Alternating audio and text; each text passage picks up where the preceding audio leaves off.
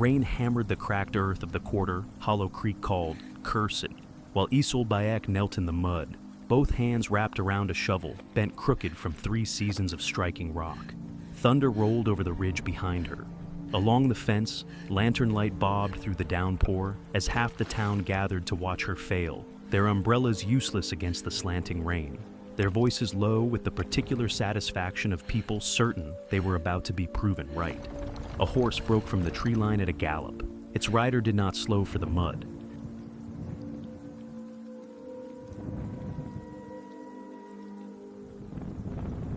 Six months earlier, Isol Bayek had stepped off the stage into a town that decided who she was before she said a single word. She had crossed an ocean and a continent with a trunk of seed cloth and her grandmother's iron trowel, expecting hard land and harder winters. She had not expected the cruelty of the church social, where the deacon's wife looked her over like livestock at auction and pronounced her, loud enough for the whole hall to hear, unsuited to anything but leaving.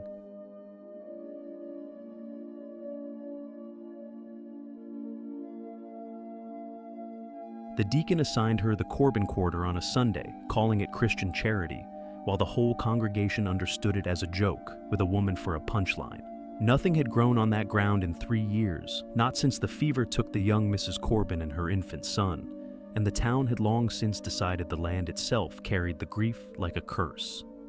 "Give it to the foreigner," someone murmured, "and see how long she lasts." Isol only asked where the property line began.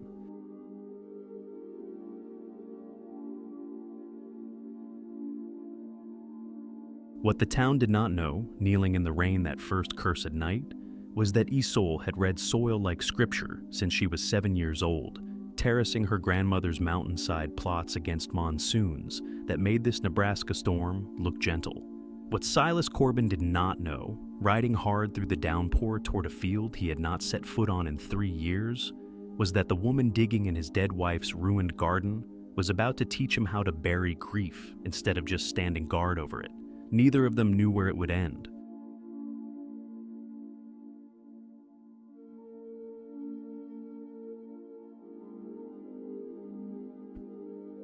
The whitewashed walls of the Hollow Creek meeting house smelled of beeswax and boiled coffee the evening Isol Bayek walked through its doors, carrying a covered dish of pickled radish no one there had ever tasted. She wore her mother's dark blue jogaree over an American wool skirt sewn from her own hands. A compromise between 2 worlds that satisfied neither, and she had practiced her greeting in English on the stage ride until the words no longer felt foreign in her mouth. It did not matter. Mrs. Whitfield, the deacon's wife, took one look at the dish, then at the woman holding it, and set both aside on the farthest table without a word of thanks. Conversation did not stop so much as curdle, dropping into a hush reserved for something the room had decided was not quite a guest. A boy asked loudly why her eyes looked like that.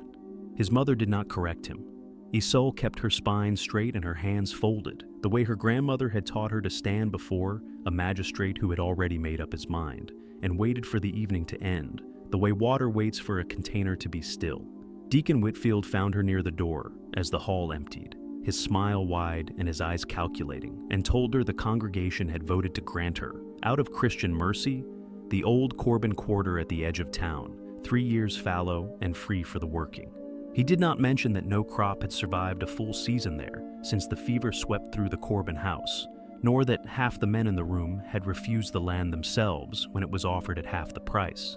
He called it an opportunity. The women near the punch bowl called it something else in whispers they did not bother to lower, laughing behind gloved hands at the foreign woman who did not yet know she had been handed a grave to farm. Isol thanked him with a bow, so correct it bordered on rebuke, and walked the 3 miles back to the boarding house in the dark rather than accept a ride from anyone who had watched her humiliation with such open pleasure. She did not cry until she reached her room, and even then only for the length of one held breath, because her mother had not raised her to spend tears on people who would never see them as anything but confirmation. By morning, she had decided something the town would spend the whole next year learning, that a woman who had coaxed millet from mountain stone was not afraid of a field merely because it had a reputation. The Corbin quarter revealed itself to Isol in pieces as she walked its perimeter for the first time, counting paces the way her father had taught her to measure a field before she trusted it with seed. 40 acres of ground the color of an old bruise, gray-brown and hard-packed, broken by outcrops of stone that had clearly won every argument anyone had tried to have with a plow. A collapsed sod house leaned against the horizon, like something that had given up, standing on its own. Weeds grew in some places and refused to grow in others, in patterns that made no sense to a woman who had spent her whole life reading what soil chose to say. She noted where water pooled after rain and where it ran off too fast, where wind had scoured the topsoil to nothing, and where, curiously, small, stubborn patches of green persisted despite everything. Near the northeast corner, close to a well, someone had boarded shut with fresh, unweathered planks. She found a low wooden marker half swallowed by grass, its carved letters worn nearly smooth by weather. And beside it, a single child's shoe, leather cracked and gray, placed rather than dropped, as if someone had set it there deliberately and never returned to collect it. Isolde knelt and touched neither the marker nor the shoe. She had grown up around graves tended with more ceremony than this entire town seemed to offer its living, and she understood instinctively that this small, forgotten monument explained more about the field's reputation than any curse the deacon's wife had implied at the social. Somewhere in this ground was a story the town had decided to bury twice. First the person and then the memory, papering over both, with a word that let them avoid saying either aloud. She did not know whose child, or whose grief, or why a plank fence guarded an old well as carefully as if it were still dangerous. But she knew the shape of a silence that surrounds a wound nobody has let heal, because she had crossed an ocean partly to escape a silence just like it, and she recognized its outline, even in unfamiliar grass. The sun dropped low and orange over the western ridge, gilding the broken sod house and the stubborn green patches alike. And for the first time since stepping off the stage in Hollow Creek, Isolde felt something other than exhaustion or defiance. She felt, standing in a field the whole town had called cursed, something close to recognition. She did not yet know whose grave the little marker kept watch over. She only knew that whoever it was, the land had not forgotten them, even if the people living beside it had trained themselves to look away. The land office in Hollow Creek was a single room behind the dry goods store, and the clerk who ran it, a thin, nervous man named Otis Pratt, delivered the news to Isolde with the discomfort of someone repeating a rule he suspected had been written specifically to break her. Territorial law required any new claimant working previously abandoned or contested acreage to secure the signature of the nearest bordering landowner within 30 days, attesting the boundary and confirming no dispute existed, or forfeit the claim entirely. It was, he admitted when she pressed him, a rule almost never enforced, dusted off this once because Deacon Whitfield had specifically requested it applied to her file. The nearest bordering landowner to the Corbin quarter, as it happened, was Silas Corbin himself, the very man whose family had once lived and died on the ground she now stood accused of trespassing against by association. He had not set foot near that fence line in 3 years. He had not, by any account Pratt had heard, spoken more than a dozen words to another living soul since the funeral, running his cattle operation from a distance through 2 hired hands and refusing every invitation the town extended him. Out of either grief or contempt, nobody was entirely certain which. Isolde understood immediately what the deacon had constructed. A man too broken to leave his own house was unlikely to ride out and sign papers for a woman he had never met, on ground that held his worst memory, inside a window of 30 days that had already begun quietly counting down before she was even informed it existed. It was not a rule. It was a trap dressed in the language of procedure, engineered by people confident enough in a grieving man's silence to use it as a weapon against someone they had already decided did not belong. Isolde thanked the clerk, who could not meet her eyes, and walked out into the bright, cold afternoon, with her jaw set the way her grandmother's had once set before every planting season that began with someone telling her the ground would never yield. She had 30 days. She had a field with a story buried in its northeast corner, and a neighbor who apparently guarded his grief the way the boarded well guarded whatever it no longer held. She did not know yet what kind of man waited behind that silence, cruel or merely wounded, but she intended to find out before the clerk's calendar decided her future for her. Silas Corbin's ranch house stood 2 miles north of the quarter, a solid timber structure with smoke rising thin and steady from its chimney, cattle scattered across pasture, kept meticulously, despite its owner's reputation for neglecting everything else. Isul rode a borrowed mule up the long track and knocked 3 times before the door opened on a man taller and harder looking than she had pictured. Unshaven, his eyes the flat gray of a sky before hail, a rifle within reach of the doorframe, though he did not lift it. She stated her business plainly, the way she had rehearsed it the whole ride over, and watched something close behind his face like a shutter dropping over a window. He said the quarter was not his concern and began to shut the door. She put her hand flat against the wood, not forcing it, only refusing to let it close on the conversation, and told him she had not traveled across an ocean to be defeated by paperwork designed to fail before it started. Something in that stopped him. Not kindness exactly, more the recognition of a person who understood being maneuvered against her will. He studied her for a long, silent moment and told her to come back in 3 days, that he needed to think and shut the door before she could answer. She returned on the 3rd day as instructed and found him in the yard mending a section of fence with movements so economical they seemed almost violent, hammering a nail with more force than the task required. When she asked again for his signature, plainly, without pleading, he set down the hammer and looked past her toward the direction of the quarter rather than at her face, and said, in a voice gone suddenly rough and low, that the last time he'd ridden that boundary line, Eleanor had still been standing at the gate to meet him. He caught the name as it left him, the way a man catches a falling glass too late to stop it from breaking, and for one unguarded second, something raw and unbearable moved across his features before the shutter dropped again. Faster this time, angrier at himself than at her.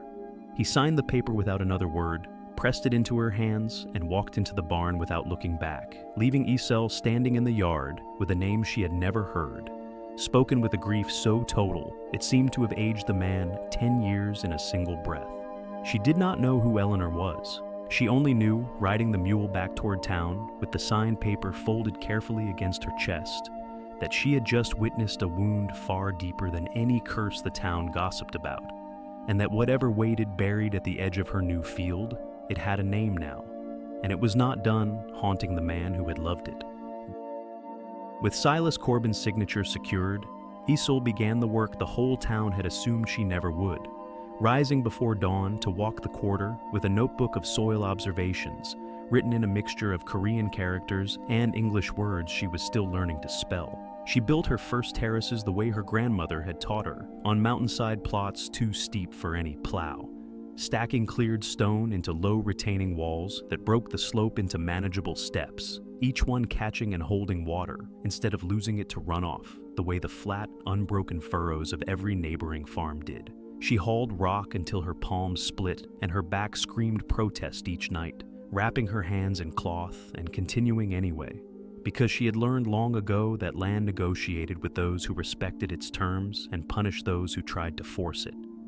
Within 2 weeks, the northern slope held 4 low terraces, dark with turned earth, instead of the gray hardpan that had defined the quarter for 3 fallow years.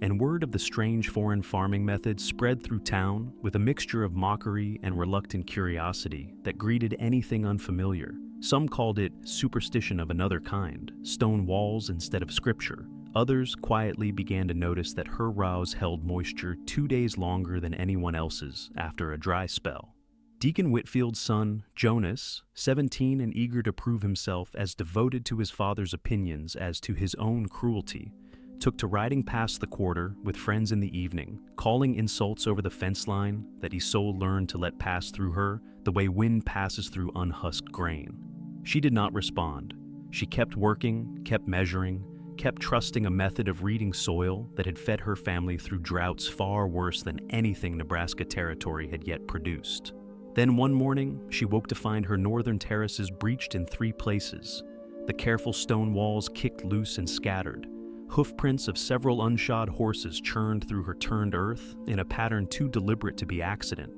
the fresh green shoots she had coaxed from stubborn seed trampled flat into the mud. She stood at the fence line for a long time before she allowed herself to feel the loss, counting the damage the way she had once counted paces, refusing to let the wet heat behind her eyes become anything the town could see and call weakness. Whoever had done this had chosen their hour carefully, late enough that no one in town would have witnessed it, early enough that the tracks were already drying by the time she found them. She had her suspicions. She did not yet have proof, and in a town built to protect its own sons from consequence, she understood that proof might not matter, even if she found it. Isel spent the better part of that morning on her knees in the ruined terrace, not weeping but working, resetting stones that could be salvaged and marking which shoots had survived the trampling for later transplant, because her grandmother had taught her that grief spent on cursing damage was grief stolen from repairing it. Near the fence post closest to the road, half pressed into softer ground the horses had missed,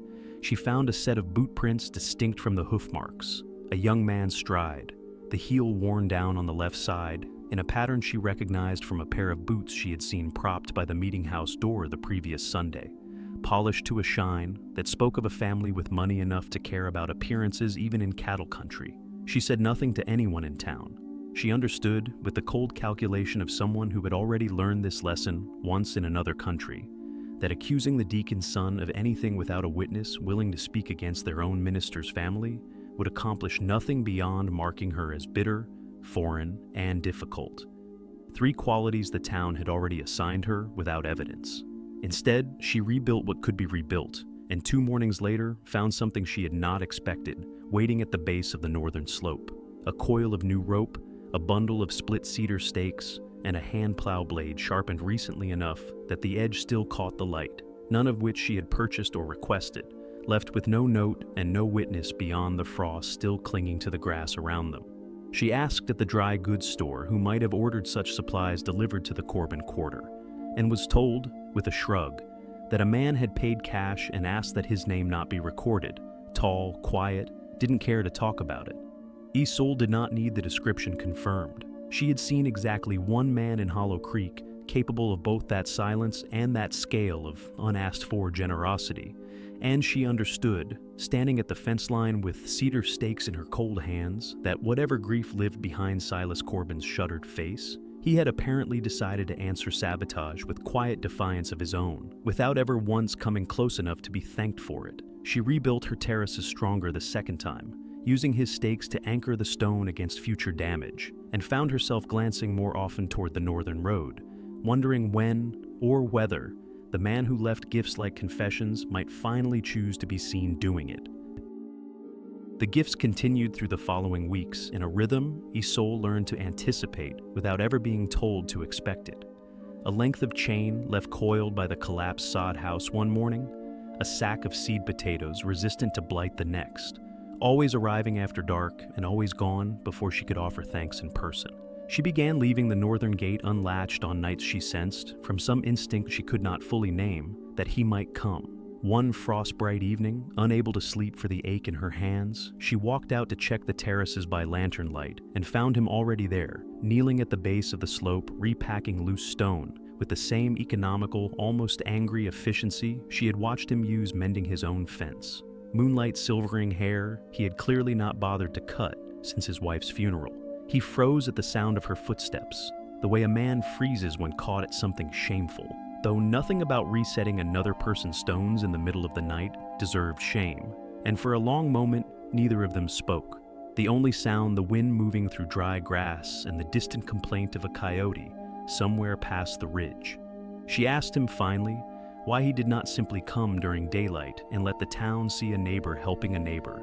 the way it would happen anywhere else on earth. His answer, when it came, was quieter than she expected, stripped of the coldness he wore like armor in town. He said the town had opinions enough about him already, without adding fuel by being seen anywhere near the Corbin quarter, and that some kindnesses survive better left unwitnessed, like plants that could not tolerate direct sun.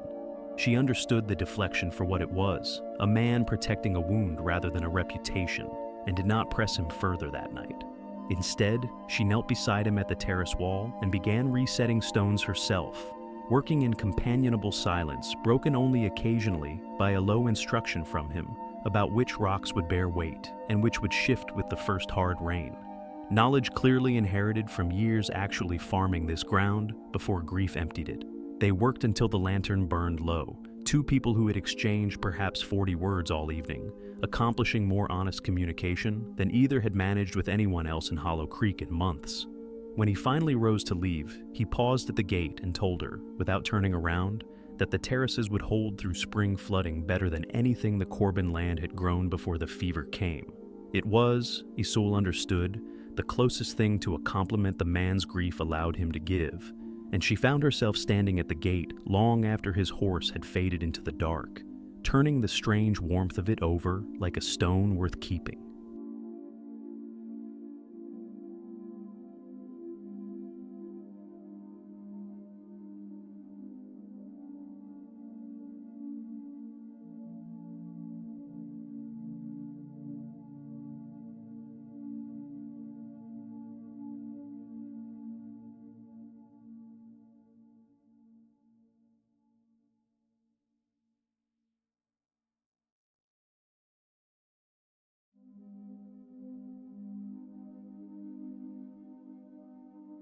Isolde decided, after that night at the terraces, that silence was not the same as refusal, and began leaving a covered bowl of food on the fence post nearest the road on evenings she suspected he might pass, rice she had traded 3 months of careful bartering to obtain, seasoned the way her mother used to make it for men who had worked past exhaustion in the fields.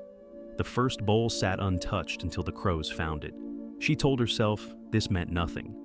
that a man raised on salt pork and boiled potatoes had no obligation to trust unfamiliar food from unfamiliar hands, and resolved not to try again, though something small and disappointed lodged itself under her ribs regardless. 2 nights later, she set out a second bowl anyway, unable entirely to override the instinct that feeding someone was one of the few languages that required no translation, and this time found it empty by morning, the cloth folded neatly beside it rather than discarded, a detail so deliberately careful it could only have been intentional. Neither of them spoke of it directly. The bowls became a quiet ritual over the following fortnight, food for stones, presents for presents, an exchange conducted entirely in the grammar of small, unclaimed gestures, because both of them, in their separate ways, had learned that naming a thing too soon could break it. Isolde found herself thinking of him at odd hours, not with the giddy foolishness she had heard described in stories, but with a steadier curiosity, wondering what kind of man buried his grief in cedar stakes and sharpened plow blades instead of words, wondering whether the shudder that dropped over his face in town ever lifted anywhere but this ruined field at night. She caught herself, one evening, standing at the fence line simply watching the northern road for the shape of a horse, and felt a flush of something close to embarrassment at how much she had begun to want his silence over anyone else's conversation in Hollow Creek. She did not know if she had overstepped some boundary he had not yet named, whether the bowls of rice read to him as kindness or as a claim on something he was not ready to give, whether the next night would bring him to her fence line at all or drive him further back into the guarded solitude he had worn, like a second skin since the day she met him. She only knew, watching the empty road darken toward full night, that she had begun, without quite deciding to, hoping.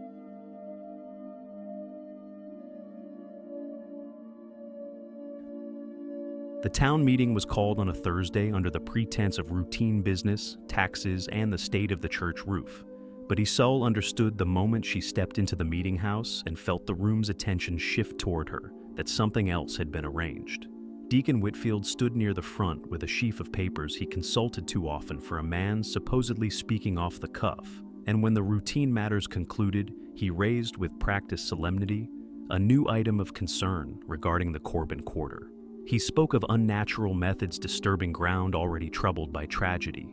of stone walls that resembled nothing any God-fearing farmer in the territory had ever built, of a growing unease among families who worried what exactly was being done on land that had already claimed one innocent life. He did not say curse outright. He did not need to, watching the word land on faces already primed to receive it, nodding heads that had absorbed 3 years of whispered superstition about the fever ground and were relieved to have a respectable man give their fear a vocabulary. He proposed, with regretful reluctance he wore like a costume, that the claim be reviewed by the council for irregularities,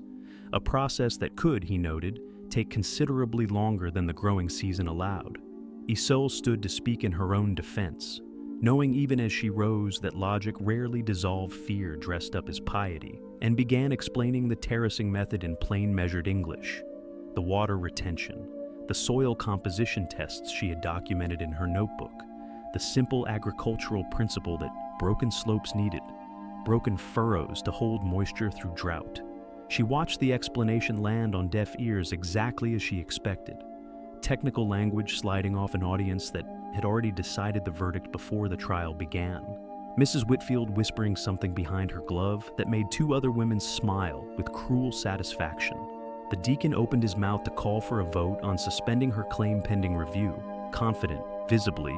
that the matter had already been decided in the room's collective posture. The meeting house door opened before he could finish the sentence. Cold night air sweeping in, ahead of a tall figure the whole town had not seen inside those walls in 3 years, and the room's attention turned as one, the deacon's papers going still in his hands, toward a man they had all assumed too broken by grief to ever willingly return to a building that had buried his family.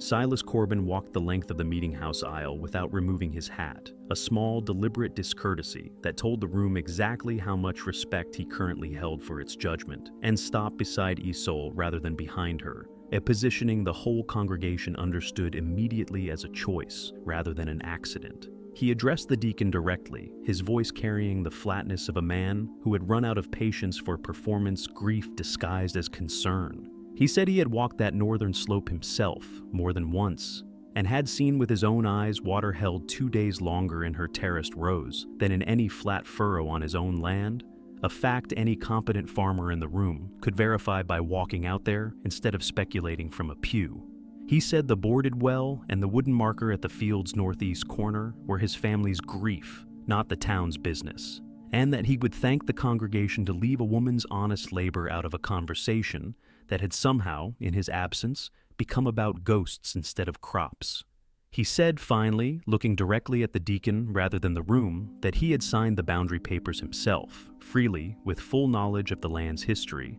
and that anyone questioning the legitimacy of her claim was, in effect, questioning his judgment as the nearest neighbor and the only man alive with the right to speak for that ground. The silence that followed was total, the silence of a room recalculating its own certainty in real time. Mrs. Whitfield's glove going still against her mouth, the deacon's papers lowering slowly as he searched for a rebuttal that would not sound in front of the man whose wife and child that land had buried, like cruelty dressed as caution. He found none. The vote to review the claim died without a second, and Deacon Whitfield moved the meeting to adjournment with a haste that fooled no one. Silas did not wait for the room to empty. He turned and walked back down the aisle the same way he had come, still wearing his hat, and was gone into the cold dark before Isolde had even fully registered what had happened, before she could offer a single word of thanks for a defense that had clearly cost him something enormous to give. Dragging his dead wife and buried son into a public argument he had spent 3 years avoiding entirely. She stood in the thinning crowd, aware of eyes on her that had shifted from contempt to something more complicated, and found herself staring at the closed door, wondering what it had taken from him to walk through it, and whether he would ever come close enough again for her to ask. Word of the meeting house confrontation traveled through Hollow Creek faster than any harvest gossip, and though it did not erase 3 years of whispered superstition overnight, it planted a doubt in places doubt had never been permitted to grow before. A slow crack in the town's collective certainty that Isolde could feel even in small change gestures. A nod instead of a turned shoulder. A child's mother no longer pulling her son bodily away when their paths crossed at the dry goods store. It was in this uneasy, half-thawed atmosphere that a group of boys, emboldened by a dare and the particular recklessness of children testing a legend, snuck onto the Corbin Quarter one warm afternoon while Isolde worked the southern terrace. daring each other to approach the boarded well that half the town still believed marked where a curse originated. Among them trailed Nettie Calder, 7 years old, and the daughter of the town's midwife, too young and too eager to be included by older boys to understand the danger in following them, past a fence line her mother had forbidden her to cross. Isolde heard the boys shouting before she saw them, a note of alarm distinct from ordinary childhood mischief, and dropped her tools running toward the sound, with her skirts bunched in both fists. Arriving at the well, just as Nettie's foot slipped on rotted planking the boys had pried loose in their daring, the little girl's arms windmilling over black water that had claimed, by every account, Isolde had gathered since, at least one life already.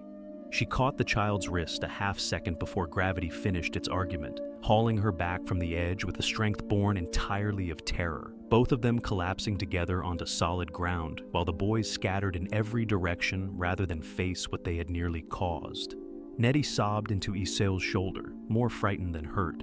and Isolde held her there in the dust beside the boarded well, rocking slightly, murmuring the same wordless comfort her own mother had once offered her in a language neither of them shared, but both of them understood completely. She did not yet know that the sound of a child screaming near that well would summon, within minutes, the fastest any horse had ever been ridden across Hollow Creek pasture land. Silas Corbin arrived at a dead run on foot, having abandoned his horse at the fence line rather than lose the seconds it would take to dismount properly. His face drained of every trace of the flat control Isolde had come to associate with him, replaced by a raw, naked panic that made him look, for the first time since she had met him, entirely undefended. He dropped to his knees beside them in the dust, hands hovering over Nettie's small shoulders without quite touching her, as though he did not trust himself to know how gently a child needed to be held, and it took him 3 full breaths to form a question, asking only, voice cracking on the second word, if she was hurt. Isolde assured him the girl was frightened but whole, and watched something in his chest visibly release, a full-body exhale that seemed to cost him years, before he turned toward the boarded well itself, and stared at it the way a man stares at an old enemy he had hoped never to face again. He did not explain, not fully, not that day. He said only, in a voice gone hoarse and distant, that the well had taken enough from this family already, and that he should have filled it in with stone 3 years ago instead of merely boarding it shut, a half measure that let danger wait rather than removing it. Word of the rescue and Silas Corbin's undisguised terror for a child not his own spread through Hollow Creek within hours, arriving at the church social that Sunday transformed, as gossip always transforms, into something larger and more sympathetic than the original event. A story about a foreign woman's quick hands saving a beloved local child on ground the whole town had feared. Mothers who had pulled their sons away from Isolde in the dry goods store now approached her directly to offer stiff, unpracticed thanks. Deacon Whitfield said nothing at all, which in itself represented a kind of surrender. Nettie's mother, the town midwife Constance Calder, sought Isolde out privately that same week, her eyes carrying something heavier than gratitude, something that looked almost like guilt, and told her, low enough that no one else could hear, that she had delivered the Corbin baby herself 3 winters past, and that there were things about that well, and that fever the whole town had gotten wrong from the very beginning. She did not finish the thought before someone interrupted them. Isolde spent the following days unable to stop turning the unfinished sentence over in her mind, certain now that the true story buried beneath the Corbin quarter was nothing like the curse the town had told itself to explain away, a grief too large to otherwise hold. The weeks that followed settled into a rhythm neither of them named aloud, but both of them protected. Evenings when Silas rode over under the pretense of checking fence lines that required no checking, finding Isolde on the terrace steps mending tools or sorting seed by lantern light, and simply staying, sitting on the stone wall beside her without needing to fill every silence with conversation. She had grown, over these quiet hours, to understand the grammar of his stillness, the way a held jaw meant a memory had surfaced uninvited, the way his hands found work to do whenever emotion threatened to surface without his permission. One cold evening, she noticed the seam of his glove had split along 2 fingers, exposing raw skin to a wind sharp enough to bite, and, without asking, she took it from his hand and began repairing it by lantern light with thread from her own sewing kit. Small, even stitches learned from a grandmother who had mended far worse than gloves with far less light. He watched her hands work in silence for a long while, then reached into his coat and produced wordlessly a small tin of salve he had clearly been carrying for days, setting it on the stone wall beside her without comment. And she understood it for what it was, an answer to the cracked and callous state of her own hands that he had apparently been noticing longer than she realized. Neither of them spoke of the gesture directly. They rarely spoke of anything directly, communicating instead in the accumulating language of small, unclaimed kindnesses.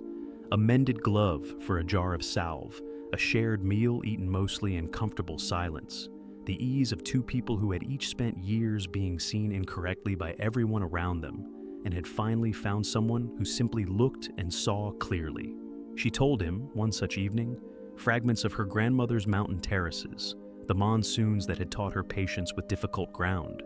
the ocean crossing that had nearly broken something essential in her before it forged something stronger instead.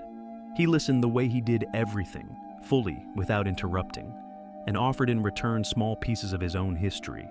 She suspected he had shared with no one else in Hollow Creek, the ranch his father had built from nothing,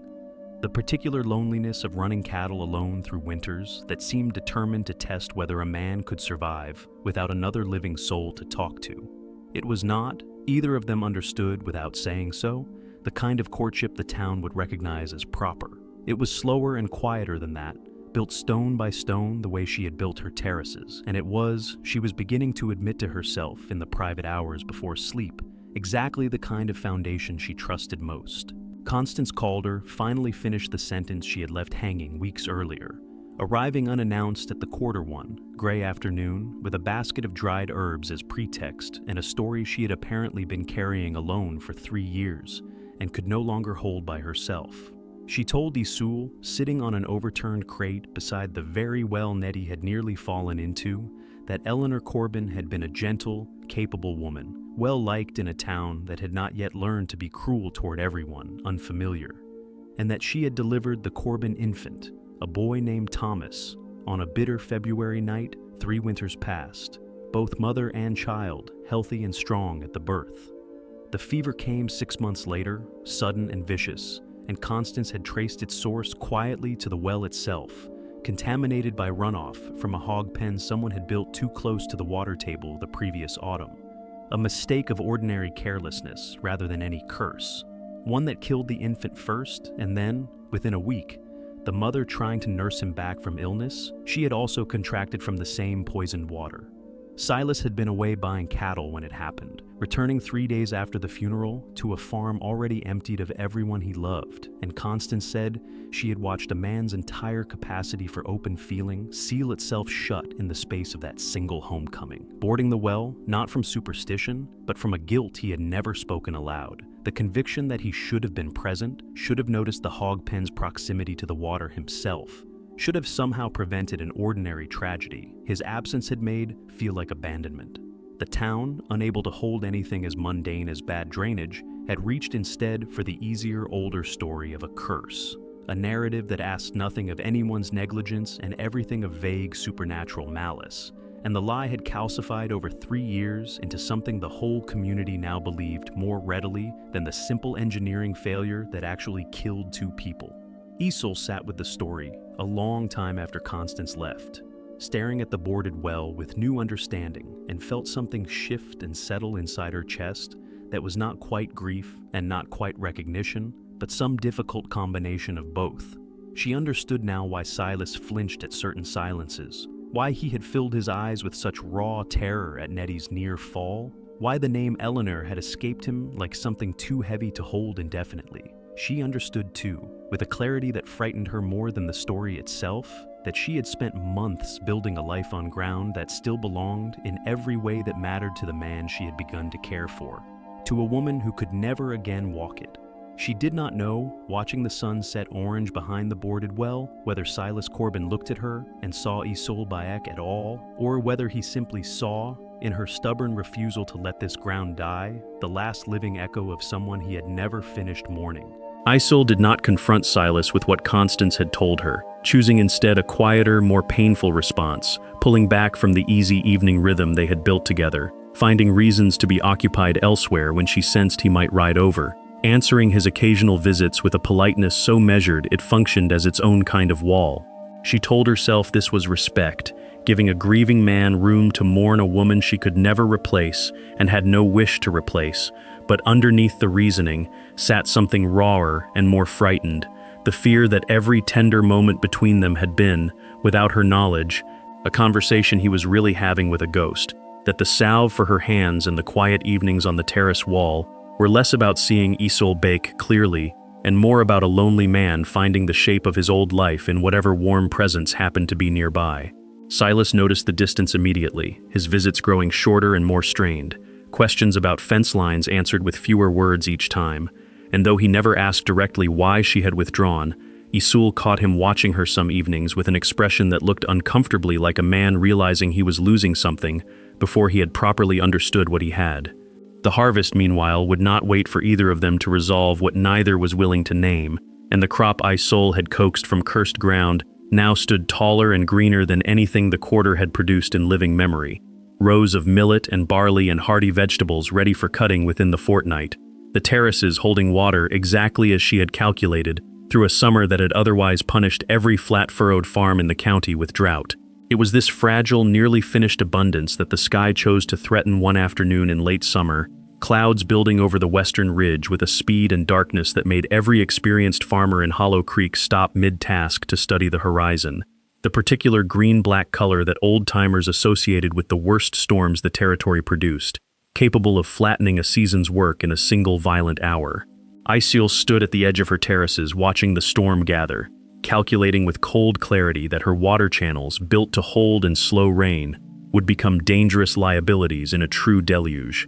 capable of concentrating floodwater into a force that could tear out every stone wall she had built with her own bleeding hands over an entire summer of labor. She had perhaps 2 hours before the storm reached the quarter, not nearly enough time alone to reinforce 40 acres of hand-built terracing against what the sky was clearly preparing to unleash. Silas arrived before the first hard rain reached the quarter, riding in at a gallop with 2 hired hands and a wagon loaded with extra stakes and rope, having watched the same storm building from his own ranch and reasoned correctly that no single person could reinforce 40 acres of terracing alone against what was coming. He did not ask permission to help, and she did not offer resistance to his presence, both of them understanding without discussion that whatever distance had grown between them over the preceding weeks mattered considerably less than saving an entire season's harvest from a flood that showed no interest in their unresolved feelings. They worked side by side through the first hour of driving rain,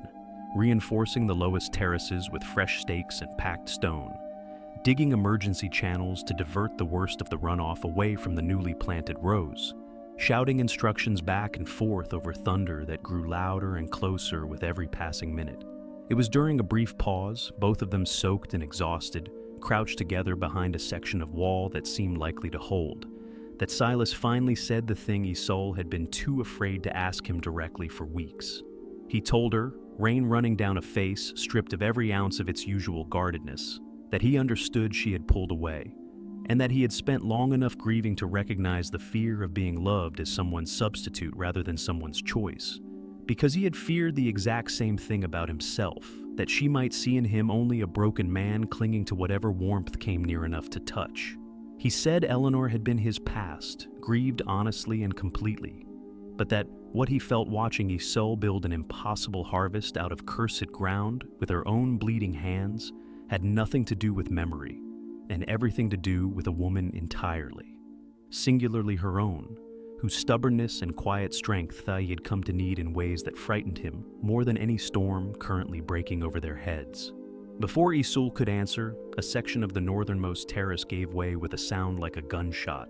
water surging through the breach toward the lower fields, where the bulk of the harvest still stood unprotected, and both of them were on their feet and running through the downpour before either had fully processed what had just been confessed between them. They spent the remaining hours of daylight and then full darkness fighting to hold the breach with stakes, bodies, and sheer stubbornness, rain hammering down without mercy, thunder rolling continuously over the ridge, the fate of an entire season's impossible harvest balanced against a single weakened wall of stone that neither of them was willing to let fail. Whether it would hold through the night, neither of them yet knew. Evolved dawn broke gray and exhausted over the Corbin quarter. The storm finally spent somewhere east of the ridge, and Isolde woke from an hour of stolen sleep against a section of terrace wall to find Silas still upright beside her, arms wrapped around his knees, watching the field with an expression she had never seen on his face before. Something close to wonder. The terraces it held, battered, breached in two places that would need rebuilding, but fundamentally intact, and, more remarkably, the crop itself stood largely upright across the lower fields, protected exactly as her water channels had been designed to protect it. Golden heads of grain, heavy with rain but unbroken. Vegetable rows flattened in places but clearly salvageable. It was, by any measure the county had ever applied to storms of that severity, an impossible outcome, the kind of survival that flat-furrowed neighboring farms, several of which Isolde later learned had lost entire fields to the same deluge, simply had not managed. Word traveled to Hollow Creek by mid-morning, carried first by one of Silas's hired hands and then by every subsequent traveler on the road. And by early afternoon, a small procession of curious townsfolk had made their way out to the quarter to see with their own eyes what gossip insisted was impossible. A cursed field, standing greener and more intact after the worst storm in 3 seasons than any properly blessed farm in the county. Deacon Whitfield arrived among the last of them, his face carefully arranged into something between skepticism and discomfort, and stood at the fence line studying the surviving rows with the silence of a man watching a carefully constructed narrative collapse in real time under the weight of visible, undeniable evidence. Isolde did not gloat. She had learned, across an ocean and a continent of people underestimating her, that vindication delivered with humility traveled further than vindication delivered with triumph. And she simply continued the morning's necessary repairs, rebuilding the breached sections of wall while the town watched, saying little, letting the field itself make an argument words never could have won on her behalf. Several of the visiting farmers asked, with the sheepishness of people requesting help from someone they had recently scorned, whether she might explain her terracing methods to them before the next planting season. A question that would have seemed unthinkable 3 months earlier, and now arrived as the most natural thing in the world. Within the week, the town council, moving with the speed reserved for opportunities to claim credit for outcomes they had opposed, announced that the annual Hollow Creek Harvest Fair would feature a special exhibition of terraced farming methods, credited generally to innovations in local agriculture, rather than, at first, to any specific name. A vagueness Isolde noted without surprise, and without much bitterness either, having anticipated exactly this kind of quiet erasure from people more comfortable celebrating an idea than the foreign woman who had proven it. Deacon Whitfield, in a gesture that arrived wrapped in enough performed magnanimity to make its self-interest almost transparent, proposed that the Corbin Quarter itself be included as a demonstration site during the fair. Townsfolk invited to walk the terraces and see the harvest firsthand, a plan that would undoubtedly draw considerable attention and, not incidentally, considerable credit to the council that had, in his retelling, generously granted her the opportunity to farm it in the first place. Isolde listened to this proposal, relayed to her second hand, with a complicated mixture of vindication and wariness, aware that the town's newfound enthusiasm for her success contained within it the seeds of a familiar erasure, the possibility that her actual name, her actual labor, her actual grief and stubbornness and skill might quietly disappear behind a story about Hollow Creek's agricultural innovation, community spirit, and Christian generosity, with the foreign woman who had done the impossible work reduced to a footnote or, worse, omitted entirely from her own triumph. Silas, when she mentioned the proposal to him that evening on the terrace wall, said nothing for a long moment, then told her plainly that he intended to make certain the whole county understood exactly whose hands had built that harvest, and that he had a particular announcement in mind for the fair that would make erasing her considerably more difficult than the council currently imagined. He would not tell her what he meant, only that she should trust him the way he had learned, slowly and against every instinct grief had taught him, to trust her. Isolde spent the days leading up to the fair, finishing her repairs and preparing her explanation of the terracing method for visiting farmers, uncertain whether the harvest fair would finally grant her a place in Hollow Creek as herself, Isolde Bayek, farmer and equal, or whether the town's gratitude, like so much gratitude she had witnessed toward people the world preferred invisible, would find some way to keep her standing politely at the edges of her own story. The morning of the harvest fair arrived clear and gold, the kind of high blue Nebraska sky that made the whole territory look freshly made, and Isul stood at the entrance to the Corbin Quarter, watching wagon after wagon roll up the northern road, more townsfolk arriving for this single demonstration than had attended the church social that had once humiliated her within these same county lines. The terraces stood at their fullest, rows of ripe grain rippling gold in the morning wind, vegetables heavy on the vine. 4 full months of impossible labor made visible in a single overwhelming sweep of color across ground the whole town had once sworn would never grow anything again. Near the northeast corner, where a small weathered marker and a single child's shoe had once sat forgotten in tall grass, someone, and Isul suspected exactly who, had cleared the ground and planted a modest ring of wildflowers around both the marker and the now filled well, transforming a site of buried grief into something tended rather than merely avoided. A grave finally allowed to be a place of remembrance instead of a wound the whole town pretended not to see. Visiting farmers walked the terraces with genuine interest now, asking real questions about slope calculation and water retention, several of them admitting outright, with the humility of people who had watched their own flat fields fail the same storm, that this ground survived, that they intended to build similar terraces before the next planting season, regardless of whatever superstition had once discouraged the method. Deacon Whitfield moved through the gathering with a fixed, uncomfortable smile, accepting compliments on the council's foresight in granting Isul the land with a grace that fooled no one who had witnessed the actual church social where that grant had been announced as a punishment disguised as charity. Constance Calder found Isul near midday and squeezed her hand without speaking, an apology and a blessing folded into a single silent gesture, while Nettie ran circles around the flowering well, shrieking with the uncomplicated joy of a child who had survived a fall and returned unafraid to the sight of it.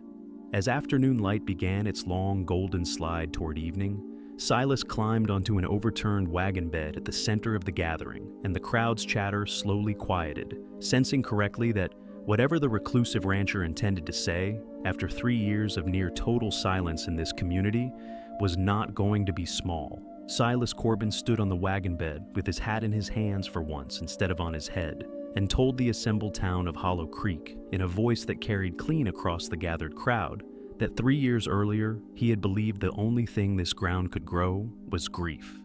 and that he had let that belief harden into something he mistook for permanent truth, boarding a well and a piece of himself along with it,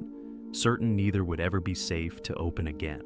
He said that a woman the town had handed this quarter as a cruel joke had proven every single one of them wrong, not through luck or superstition in either direction, but through skill, patience, and a stubbornness he had come to respect more than he respected almost anything else in his life, coaxing an impossible harvest from ground he himself had abandoned as unsalvageable. He looked directly at Isul as he said this, and the crowd's attention swung with him. Dozens of faces that had once looked at her with contempt, now watching with something closer to awe. Mrs. Whitfield's hand frozen halfway to her mouth, the deacon himself gone entirely still. Silas said he was not a man given to public speeches, and that everyone present could attest to 3 years of evidence supporting that claim, but that he intended to make an exception because Isul Bayek deserved to hear, in front of every person who had ever doubted her, that he was not choosing her out of loneliness or grief or convenience, but because she had walked onto cursed ground alone and made it holy again through nothing but her own hands. And he wanted the whole county to know exactly whose harvest this was, and exactly whose partnership he intended to build the rest of his life upon. He stepped down from the wagon and crossed the distance between them without hesitation, in full view of the town that had once watched her kneel in humiliation at a church social, and took her hand the way a man takes something he has decided never to let go of again. Isul felt every eye that had once dismissed her now fixed on this instead, the deacon's wife's expression cracking from disbelief into something almost like shame, and understood that vindication, when it finally arrived, felt less like triumph over the people who had wronged her, and more like a quiet, enormous exhale, the peace of a woman who had crossed an ocean, buried nothing of herself along the way, and found ground worth putting down roots in after all. The wildflowers around the old well swayed gold and white in the same wind moving through her impossible harvest. And somewhere in that late afternoon light, A curse 3 years in the telling finally, fully became a story about what stubborn love could grow instead. Have you ever been underestimated by people who never bothered to see who you really were? And how did you prove them wrong? Tell us in the comments below. And if this story moved you, subscribe for more tales of the women the frontier tried to break and could not.